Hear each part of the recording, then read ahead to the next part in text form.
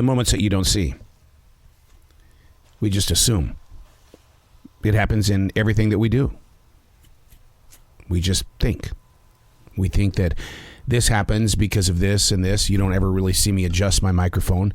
You just assume, and I assume, that when you go to a grocery store that everything that you want is going to be there. You don't realize that we have a supply chain issue in the world. We just assume. Trying to break free of that habit is very difficult in this age where, really we've got more than any other generation ever.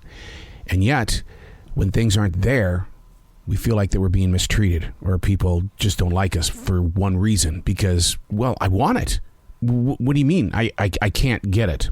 Which has always made me kind of laugh about the success of Amazon because people are willing to wait 2 and 3 days to get a product when before Amazon, we just had big fits because it wasn't so readily available.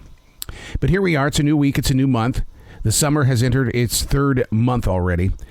This seems to be the top subject of so many people. As a single generation, the availability of time is like a drought right now. So many minutes and seconds have dried up. Our paths assumed bare. That's how I feel about this. It's like it's not there.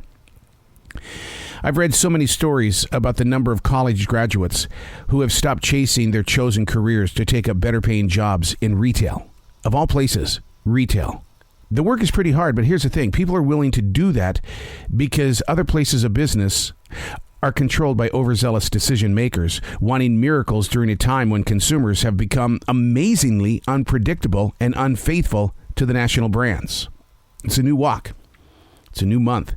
There's no need to predict what's going to happen in the news, weather, or even in sports. I've heard this term a lot lately. On paper, this should be happening, but in reality, moments beyond our control created an unpredictable twist that put us in a different circumstance. Hey, it's Arrow. This is The Daily Mess, a chronological walk through an everyday world. I am a daily writer. I view the world, not because I want to, it's because I think I'm called to. Not because it's a higher power, it's just that I show up with a writing instrument in my hand, and I think because for 28 years you get tired of writing about yourself that you say, you know what? It's not about me. It's about what's going on in the world. Time. Drying up like the lakes in California. Time. Where is it? And why is it moving so quickly? This is The Daily Mess. And here, I'm going to build on that, okay? It's moving so quickly, and as a daily writer, I'm able to document these moments so that anyone can come back and say, oh my God, I was there. I remember that. Because right now, with time being what it is, dried up like a desert, we're forgetting the journey. We don't want to document the journey. It's not what cool kids do these days. A very strange time that we are presently living. The cost of living is at a 40-year high. I'm on the front line. Not only during an ongoing pandemic, but we're living in an age when government money and assistance isn't enough. More and more people every day, I'm seeing them returning food to the grocery store. They purchased it maybe 1 or 2 weeks ago and have decided in their moment of now, we don't need it. I'm going to take it back to the grocery store because I realize 3/4 of it has been eaten, but that's okay. I'll come up with a story. They'll give me my money back. And they do. They come back to the store expecting to get double your money back because that's the store guarantee. Or here's what they do also. People will walk into a store and they will steal an item, walk around the backside by the meat department, through the produce department, through the bakery, come up to customer service, and they'll say, yeah, I got this over at a different location. I've changed my mind. I really don't need it. I don't have a receipt. Can I get my money back?